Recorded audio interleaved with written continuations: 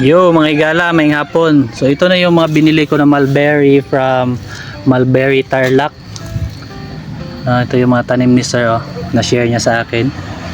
So ito yung mga mulberry na worth 2,000 pesos yung bili ko. Kasama na yung shipping fee.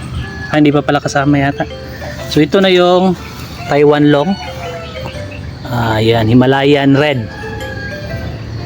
Tapos ito na din pala yung Chicken Claw.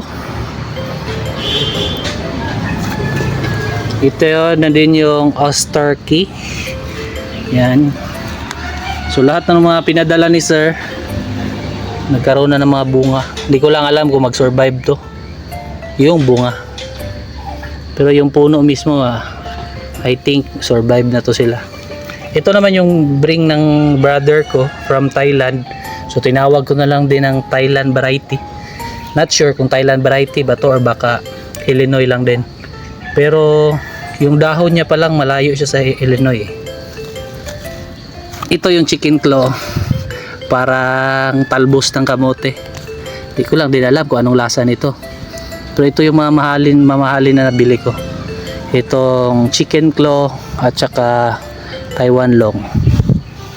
The rest, yun dito ito sa bahay, puro Illinois.